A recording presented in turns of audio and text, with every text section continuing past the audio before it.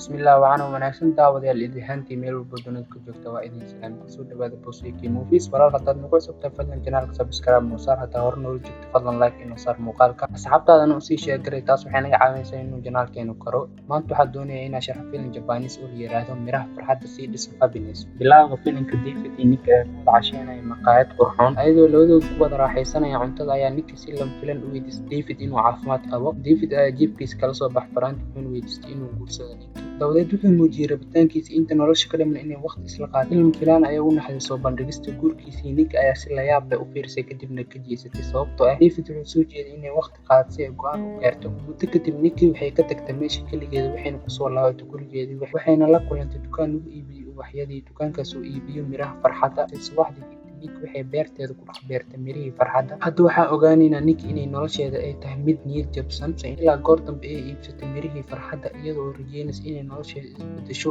kadib xafiiska saaxiibteedii shaqada waxay weydiisay Nick haddii ay ka jawaabtay soo doonashadii David may ayay tiri markay saaxiibteed su'aasha weydiisay wax dhibaato ma ku qabtaa David Nick mar kale may ayay ku tiri saaxiibteeda ayaa markan u sheegtay inay labadoodu ay yihiin kuwa isku habboon midba mid kale waxay labadoodu iskukaansanayeen 3 sano ee lasoo dhaafay iyadoo taasi jirta Nick waxay u mid shakisan kadib markay shaqada ka soo laabatay Nick iyadoo aruurinaysa dharka waxay dareentay gacan ka soo baxaysa beerta waa isla goobta ay beerta mirihii farxadda markii uu soo dhawaatay gacanta ay bilowday inay qoto waxa lama filaan ah ay u heshay gabar uu si argagax leh oo qeylisay muuqaalka xiga isla inantii oo leh geed madax ka soo baxay oo isnadiifinaysa iyada Nick oo naxsan oo indhaha ku haysa waxay weydiisay gabadhii aqoonsigeedii laakiin si fudud ayay u diiday gabadhii su'aashaas inantii yareed markii uu soo dhawaatay sawirka qoyska Nick waxay ku dhawaaqday inay aad ugu xiistay Nick way weerartay waxay mar labaad weydiisay gabadha aqoonsigeeda markan gabadhu waxay ku jawaabtay inay tahay Johnny Nick hooyada waxayna sii sheegtay inay ku timid abuurkii sicirka ee Nick abuurtay awgeeda Nick waxay si degdeg ah u qabsatay abuurkii sicirka baakadiisa oo ka dhex xigtay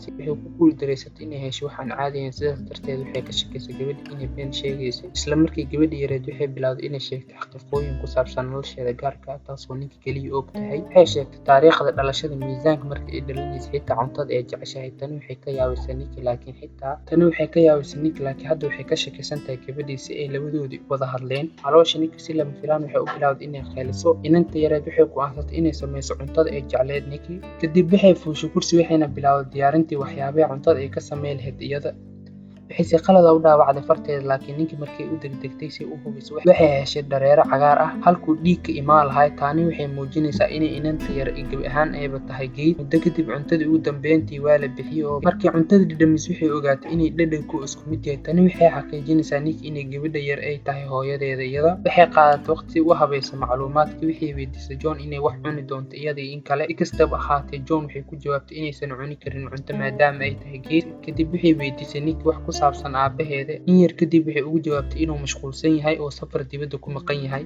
sheeko gaaban oo dhaxmarta hooyada iyo gabadha kadib Nick waxay go'aansatay inay qoysato laakiin isla markii biyaha isticmaashay waxaa bilaabatay qaylo markay tan maqashay Nick waxay isla markii u soo oroday suulig waxayna aragtay Johnny oo la halgamayso inay xakamayso biyihii markay Nick damisay tubadii way ka dhaxday markay aragtay Johnny oo kortay oo noqotay gabadh dhalinyaro ah waxaa soo baxday in mar walba gabadha geedku ay korayso haddii biyo ay isticmaasho habeenkii Nick waxay amaahisay qaar kamid ah dharkeedii Johnny iyo markii isku diyaarinayeen inay seexdaan si lama filaan ah waxay u heshay ogeysiis markii ay hubisay telefoonkeedii waxay heshay qoraal ugu imaaday David taasoo ah u soo bandhigidii inay waqti ka qaadato go'aankii Johnny ayaa sidoo kale akhrisay qoraalkii si farxad leh ayay u weydiisay gabadheedii haddii la soo doontay haddii kale si kastaba ahaatee Nick waxay ku jawaabtay inay arrintan tahay mid shakhsi ah ayna ka fogaato iyadoo taasi jirta Johnny ayaa ku baraarujisay inanteedii inay si dhaqsi ah ku jawaabto Nick ayaa shaaca ka qaaday in la soo doontay laakiin weli ma go'aansanin jawaab ahaansha hooyo wanaagsan inay tahay Johnny ayaa rabtay inay la seexato gabadheeda oo ay wada hadlaan arrinta oo dhan laakiin Nick ayaa taasi diiday waxayna amartay inay seexato fadhiga banaan inkastoo ay murugsan tahay Johnny waxay ogolaatay inay ka baxdo qolka waxay si lama filaan u aragtay sixirka baakada abuurka oo ay bilowday inay eegto gudihiisa waxay ka heshay qoraal kolkay akhrisay way murugootay Johnny waxay ku tuurtay warqadda meesha qashinka kadibna way seexatay muuqaalka xiga iyadoo Nick wareegaysa xafiiska waxay maqashay saaxiibteeda oo la hadlaysa Johnny labadoodu waxay ku wada hadlayeen Nick saaxiibkeeda David Nick ayaa si degdeg ah ugu timid waxayna u sheegtay inay saaxiibteeda Johnny tahay in adeerteeda kadibna waxay qabsatay Johnny oo ka kaxaysa meeshii kadib David ayaa ka soo baxay wiishkii Johnny isla markii way garatay waxayna bilowday inay weydiiso dhowr su'aalood Nick ayaa markale ka been sheegtay aqoonsiga gabadha oo kaxaysay labadooda ayaa markaan galay qol gaar ah Nikki waxay ku canaanatay Johnny ficilka ay samaysay raaligelin kadib Nikki waxay muujisay inay David ku habboon yahay asiga sidaas darteed waa inay ka fikirtaa doonashada si kastaba ha noqotee. Nikki ayaa ku jawaabtay wax walba inaysan ahayn mid fudud sida iyada u muuqato. Markay tani maqashay Johnny waxay weydiisay gabadha si dhab ah iyada inay u jeceshahay David. Waxay ku jawaabtay haa. Tani waxay ka farxisay Johnny isla markii waxay bilowday inay dib u xasuusto carruurnimadeedii Nikki. Taasi kadib filim dib waxaa loogu celiyay waqti hore xasuus ah. Waa dhalashadii lixaad ee Nikki. Labadeeda waalid waxay la joogaan si ula dabaaldegaan. Nikki waxay u muuqataa mid aad u faraxsan markay gacanta laga saaray hadiyadii. Isla markii waxay bilowday inay furfurto. Si kastaba ahaatee dareenkeeda si dhaqsi ah ayuu isku bedelay. Waxay ka heshay 5 shay oo la isku qurxiyay oo looga dhigay meeshii faraantii sixirka ka codsatay. Johnny markaan waxay daah ka qaaday in faraantii sixirkii la iibiyay sidaa awgeed waxay heshay qalabka isku qurxinta. Markaan Nikki waxay u muujinaysay inay jeceshahay hadiyadii laakiin niyad-jab cad ah ayaa ka muuqday wajigeedii. Tani waxay dhibaysaa Johnny. Nikki si uu u wargelisay inaysan qasab ku ahayn nafteeda inay jeclaato hadiyadii. Kadib way ka cudur daaratay inay fuli weyday rabitaanka gabadha yar. Waxay u soo jeedisay in wax walba qalbigeeda ay jecel yahay loo sameyn doono. Xoogaa fakir kadib Nikki waxay qiratay inay weli rabto faraantiga sixirkii. Johnny waxay wacad ku martay inay u keeni doonto iyada. Sheeko yar kadib Johnny waxay u soo baxday faraantiga raadinteedii. Xasuusta ayaa dib loogu soo laabtay. Johnny waxay xasuusatay inay weli ku faanayso gabadheeda markay raacdo qalbigeeda. Laakiin ka hor intay sheekada sii wadin Nikki waxay joojisay sheekadii oo ku qaylisay inay mar dambe rabin inay maqasho. Taas kadib waxay ka baxday qolkii oo ka tagtay Johnny oo murugsan.